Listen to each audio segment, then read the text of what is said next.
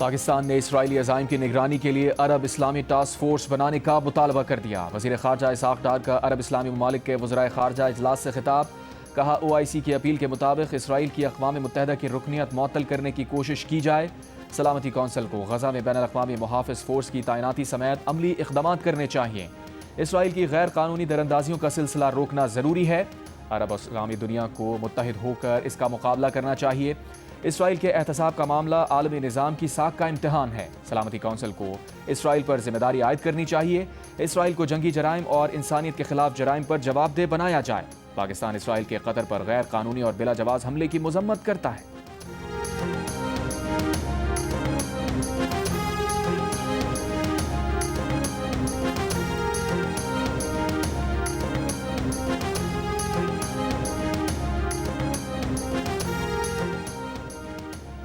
اسرائیلی اقدامات نے اسرائیل کے ساتھ تعلقات کے موجودہ معاہدے کو خطرے میں ڈال دیا ہے۔ آج ہونے والے عرب اسلامی سربراہی اجلاس میں پیش کی جانے والی قرارداد کا مسودہ سامنے آ گیا۔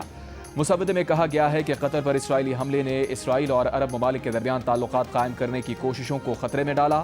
قطر پر اسرائیل کا وحشیانہ حملہ اور غزہ میں اسرائیلی جارحیت خطے کے امن کو خطرے میں ڈال رہی ہے۔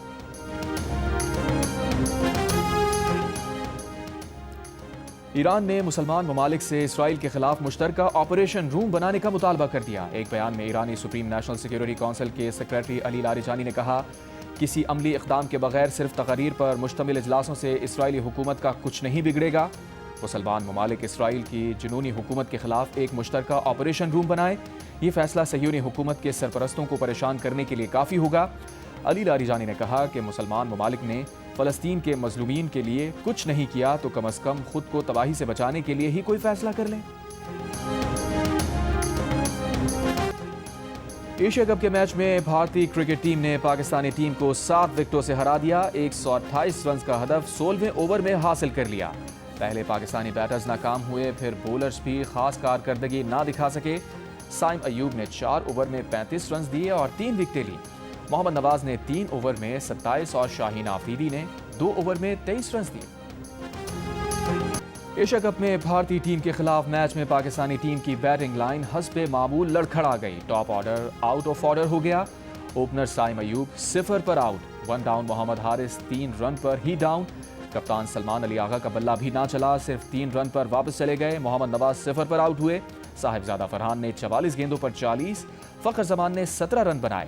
پاکستانی ٹیم کی اننگ 127 رنز پر سمٹ گئی۔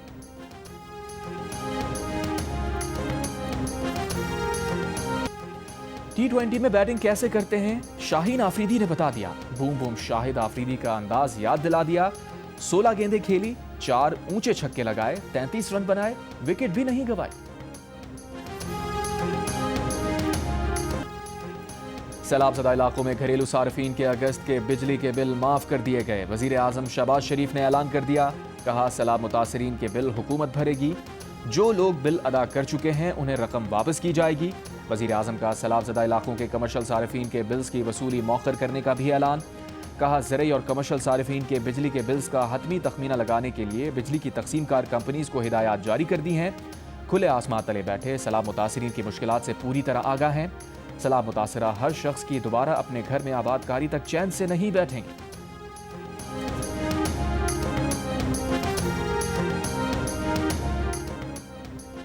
ملتان کی تحصیل شجاباد میں دھوندو والا بند ٹوٹنے سے پیدا ہونے والا شگاف 400 فٹ تک بڑھ گیا۔ مزید کئی پوزاجات زیر آب آ گئے۔ شجاباد کی انتظامیہ نے شگاف پر کرنے کے لیے طاہر پور زمیندارہ بند توڑنا شروع کر دیا۔ محکمہ انہار کا کہنا ہے کہ زمیندارہ بند کی مٹی سے دھوندو کے شگاف کو بھرا جائے گا۔ سیلاب متاثرین کا کہنا ہے کہ ہر طرف پانی ہی پانی ہے، کہیں جانے کا راستہ نہیں، کھانے پینے کی چیزیں بھی نہیں ہیں۔ سیلاب امتحان بن گیا۔ علاقے میں اس سے پہلے کبھی سیلابی ریلا نہیں آیا۔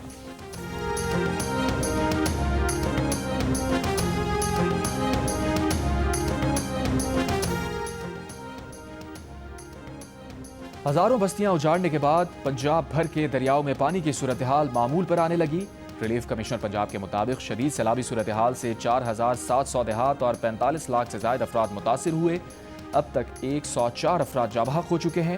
منگل سے مانسون کے 11ویں اسپیل کا الرٹ جاری۔ پنجاب کے بالائی علاقوں میں بارشوں کا امکان، ندی نالوں میں طغیانی کا خدشہ۔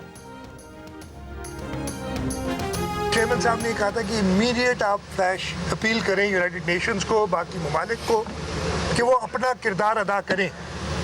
میں ایک بار پھر چیئرمین صاحب کی بات دہراتے ہوئے کہوں گا وفاق کی حکومت سے کہ اس پہ عمل درآمد کریں. Perhaps it is already very late. میں یہ تو نہیں کہوں گا کہ وقت گزر گیا، اس لیے کہ اس وقت بھی ریلیف اور ریسکیو جاری ہے. وزیر اعلیٰ سندھ مراد علی شاہ کے سکھر اور گڈو بیراج کے دورے، دریائے سندھ میں پانی کے بہاؤ کا جائزہ لیا، سیلابی صورتحال، ریلیف، میڈیکل اور لائف سٹاک کیمپس کا معائنہ کیا. پنجاب سے آنے والے سیلابی ریلوں کے بارے میں بریفنگ لی، کمزور اور حساس مقامات پر نگرانی کی ہدایت. کہا موسمیاتی تبدیلی کی وجہ سے ہر چند برسوں کے بعد ہمیں سیلاب کا سامنا کرنا پڑتا ہے. وزیر اعظم سے کہتے ہیں ریلیف کے لیے ہنگامی بنیادوں پر اقوام متحدہ سے اپیل کی جائے. ہر سال دریا کے بہاؤ میں تبدیلی آتی ہے، پانی آتا ہے تو نقصان ہوتا ہے. حکومت سندھ کی پہلی ترجیح لوگوں کی جان بچانا ہے، اپنی تیاریوں سے مطمئن ہے.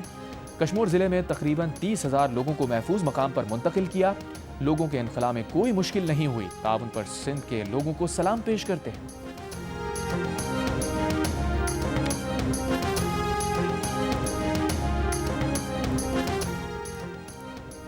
سیلاب کے نقصانات کا تخمینہ لگانے کے لیے سروے کیے جا رہے ہیں. سیلاب متاثرین کی جلد بحالی یقینی بنائیں گے.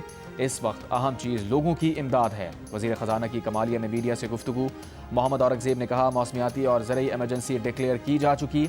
ایمرجنسی کے تحت جو کرنا پڑا کریں گے. صوبوں کی مشاورت سے آگے بڑھیں گے. مصنوعی مہنگائی روکنے کے لیے اقدامات کر رہے ہیں. عالمی سطح پر فیول کی قیمت میں کمی آ رہی ہے تو عالمی مہنگائی کا مسئلہ نہیں.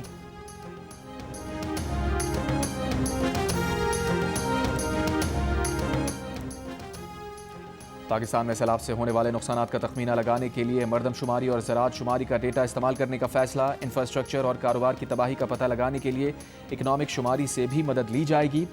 ذرائع کے مطابق زراعت شماری سے حاصل ڈیٹا سے فصلوں اور لائف سٹاک کے نقصانات کا تجزیہ کیا جائے گا. دستیاب ڈیٹا اور سافٹ ویئر کے استعمال سے سیلابی نقصانات کا سروے کیا جائے گا. وفاقی وزیر ترقی و منصوبہ بندی احسن اقبال نے ادارہ شماریات کو ہدایات جاری کر دیں. IMF کا پاکستان میں سیلاب سے اموات پر اظہار افسوس. کہا پاکستان میں مانسون بارشوں سے ہونے والے نقصانات کا جائزہ لیا جا رہا ہے.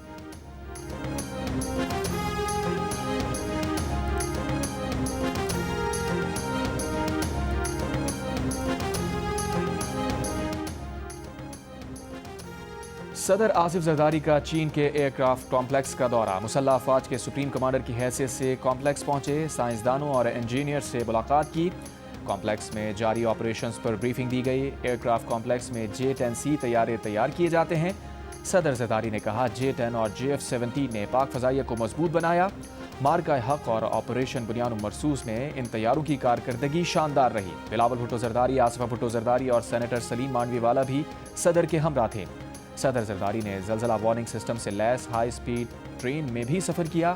کہا آلودگی سے پاک الیکٹرک ٹرین اور زلزلہ وارننگ سسٹم انجینئرنگ کا شاہکار ہے. دورے کے اگلے حصے میں صدر زرداری شنگھائی پہنچ گئے.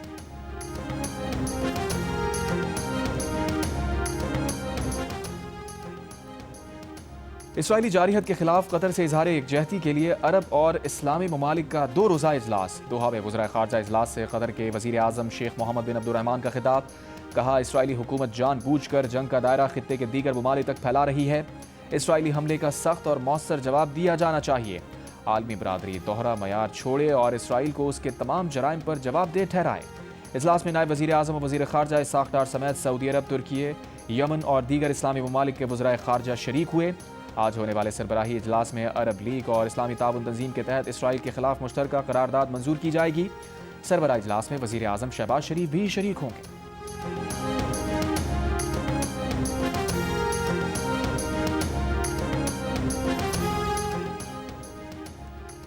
عرب اسلامی سربراہ اجلاس میں شرکت کے لیے قطر میں موجود وزیر خارجہ اسحاق ڈار کی ایرانی وزیر خارجہ عباس عراقچی سے ملاقات. دونوں رہنماؤں نے قطر اور دیگر مسلم ممالک پر اسرائیلی حملوں کو ان ممالک کی خود مختاری اور عالمی قوانین کی سنگین خلاف ورزی قرار دیا. پاکستان اور ایران نے مسلم امہ کے اتحاد میں عرب لیگ اور OIC کے کردار کو کلیدی قرار دیا. دونوں رہنماؤں کا فلسطینی عوام کی آزادی اور حق خود ارادیت کی جدوجہد کی بھرپور حمایت کا اعادہ. اسحاق ڈار مصری ہم منصب بدر عبداللطیف اور ملائیشیا کے وزیر خارجہ محمد حسن سے بھی ملے. رہنماؤں نے عرب اسلامی سربراہی اجلاس کو بروقت اور اجتماعی اقدام کے لیے ناگزیر قرار دیا.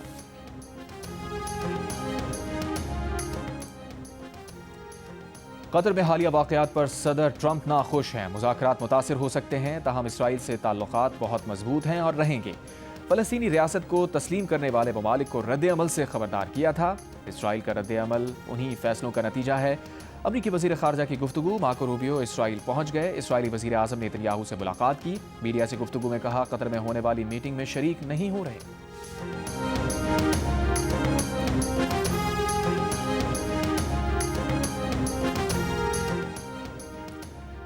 ڈیرہ غازی خان کی ندی سے 500 قدیمی سکے برآمد۔ ڈپٹی کمشنر کے مطابق سکے صدیوں پرانے ہیں۔ لودھی، تغلق، دورانی، سکھ اور برطانوی راج کے دور کے سکے شامل ہیں۔ مقامی لوگوں نے سکے محکمہ آثار قدیمہ کے حوالے کر دیے۔ امریکی محکمہ خارجہ نے پاکستان میں سیلاب متاثرین کے لیے امدادی سامان بھجوا دیا، خوراک، خیمے اور ادویات شامل۔ امریکی سفارت خانے کا کہنا ہے کہ امریکہ پاکستان کے سیلاب متاثرین کے ساتھ کھڑا ہے۔ پاکستان میں امریکی ناظم امور نیٹلی بیکر نے کہا کہ امریکہ سیلاب میں جانی نقصان اور گھروں کی تباہی پر غمزدہ ہے۔ حکومت پاکستان کی درخواست پر بیرونی معاونت کی منظوری دی۔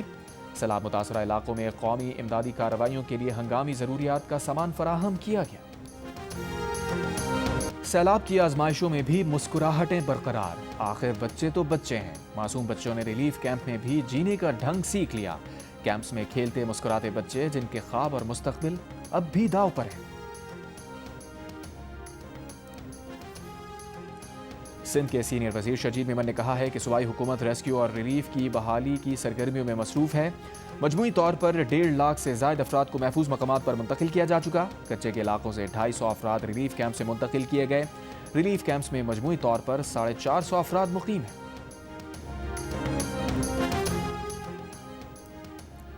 کراچی واٹر کارپوریشن نے ہب کینال کے متاثرہ حصے کا مرمتی کام مکمل کر لیا۔ میئر کراچی مرتضی وہاب نے ویڈیو جاری کر دی، کہا سیلابی ریلے سے ہب کینال کے متاثر ہونے والے 20 میٹر حصے کی مرمت 48 گھنٹوں میں مکمل کر کے پانی کی فراہمی بحال کر دی۔ میئر کراچی نے کہا کہ بدقسمتی سے ہمارے حریف ہمیشہ حقائق کو سمجھے بغیر الزامات لگا دیتے ہیں۔ ہم کام جاری رکھیں گے اور حریفوں کی دوغلی پالیسی بے نقاب کریں گے۔ میئر کراچی کا اولڈ سٹی ایریا کا دورہ، ترقیاتی کاموں کا جائزہ لیا۔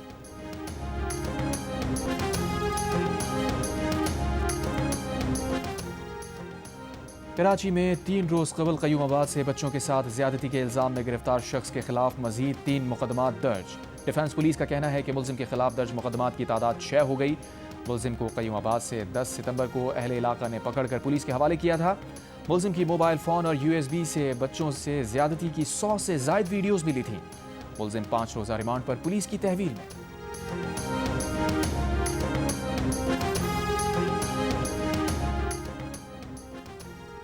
کراچی کے علاقے کورنگی مدینہ کالونی سے شادی کے روز دلہا لاپتہ۔ 3 دن پہلے پیش آئے واقعے میں اب تک دلہے کا پتہ نہ چل سکا۔ اہل خانہ کے مطابق جہانزیب شادی کے روز شام 6 بجے سیلون گیا تھا، پھر اس کا پتہ نہیں چلا۔ گمشدگی کی رپورٹ درج۔ والد کے مطابق جہانزیب سیلون پہنچا ہی نہیں تھا، موبائل فون بھی گھر چھوڑ کر گیا تھا۔ پولیس کے مطابق CCTV سے مدد لی جا رہی ہے۔ جہانزیب کے موبائل کا ڈیٹا بھی چیک کیا جا رہا ہے۔ جہانزیب کے والد کو اس کے اغوا کا شبہ ہے۔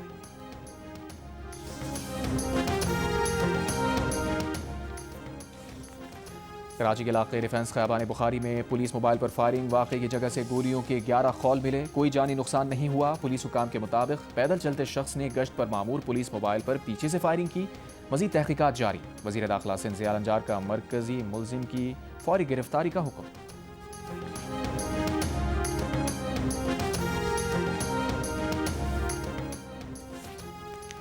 راولپنڈی میں مبینہ طور پر خاتون کو جلا کر قتل کر دیا گیا۔ مقتولہ کے بیٹی کا الزام ہے کہ اس کی چچی نے والدہ کو کمرے میں بند کر کے آگ لگائی۔ شواہد چھپانے کے لیے کمپریسر پھٹنے کا ڈرامہ رچایا۔ مقدمہ درج۔ مقتولہ کا دیور زیر حراست، پولیس تحقیقات جاری۔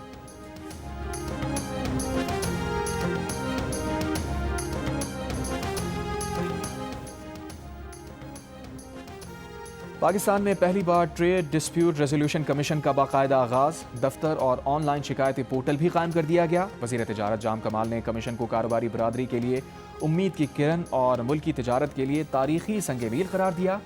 کہا کاروباری طبقے کے لیے شفاف، تیز اور مؤثر با اختیار نظام پاکستانی اور بیرونی کمپنیز کے درمیان تنازعات کے حل میں نیا باب ثابت ہوگا۔ ان کا کہنا ہے کہ منصوبہ پچھلے 10 سال سے کاغذوں پر موجود تھا، لیکن بدقسمتی سے اب تک اسے عملی جامہ نہیں پہنایا جا سکا۔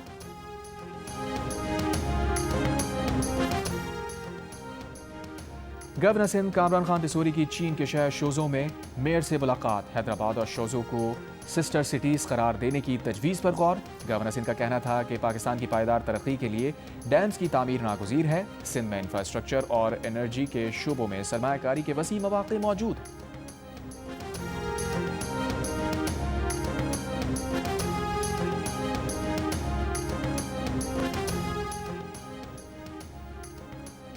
एक अहद तमाम हुआ, सूफी था जिसका नाम। स्पोर्ट्स जर्नलिज्म को नई जहद से रोशनास कराने वाले सीनियर सहाफ़ी और जियो न्यूज़ के स्पोर्ट्स एडिटर सैयद मोहम्मद सूफी इंतकाल कर गए। 80 साला सैयद मोहम्मद सूफी रोज़नामा जंग समेत कई अखबारात और रसाइल से मुंसलिक रहे। मार्शल लॉ के दौर में आज़ादी सहाफ़त की जदोजहद के दौरान कैद व बंद की सऊबतें भी बर्दाश्त की। सैयद मोहम्मद सूफी की नमाज जनाजा इतवार को बाद नमाज असर कराची में अदा की गई। चेयरमैन पीसीबी मोहसिन नकवी का कहना है कि सैयद मोहम्मद सूफी के इंतकाल से स्पोर्ट्स जर्नलिज्म के सुनहरी दौर का खात्मा हो गया है। सहाफ़त के लिए उनकी खिदमत को हमेशा याद रखा जाएगा। साबिक़ कप्तान वसीम अकरम, शाहिद आफरीदी और दीगर खिलाड़ियों का सैयद मोहम्मद सूफी के इंतकाल पर ताज़ियत का इज़हार।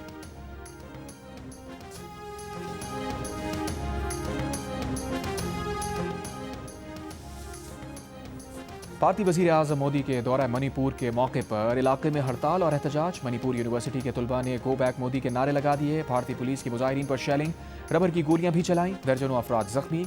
मोदी के दौरा मणिपुर की मीडिया कवरेज पर भी पाबंदी लगाई गई है। इलाके में कर्फ्यू नाफिज है। ड्रोन से निगरानी की जा रही है।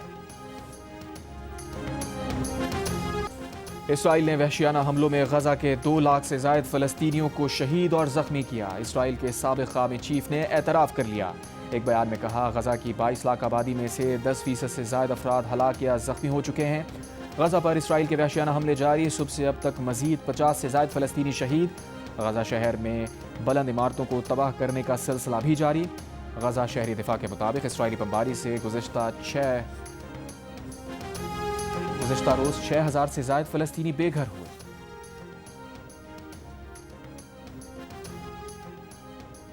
टोक्यो में जारी वर्ल्ड एथलेटिक्स चैंपियनशिप के मेंस 100 मीटर रेस का टाइटल जमैका के खिलाड़ी ने जीत लिया। फातेह खिलाड़ी ने मुकर्ररा फासला 9.77 सेकंड में तय किया। विमेन इवेंट का गोल्ड मेडल अमेरिका की मेलिसा जेफरसन के नाम रहा। उन्होंने 10.61 सेकंड में फिनिश लाइन अबूर की।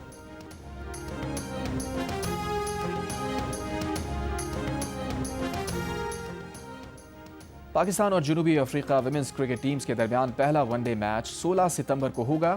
टीम पाकिस्तान की दूसरे रोज़ भी क़दाफ़ी स्टेडियम में 3 घंटे तक भरपूर practice. Head coach Mohammad Wasim की निगरानी में प्लेयर्स को स्किल डेवलपमेंट की टिप्स दी गई। फिजिकल ट्रेनिंग और पावर हिटिंग की मशक़ें भी कराई गई। और वेस्टइंडीज़ के साबिक़ जारे मिजाज बैटर क्रिस गेल एक बार फिर तवज्जो का मरकज़ बन गए, लेकिन इस बार वजह क्रिकेट नहीं बल्कि ढोल की थाप पर भंगड़ा है। पुर्तगाल में क्रिस गेल ने ढोल की थाप पर डांस किया। वीडियो सोशल मीडिया पर वायरल।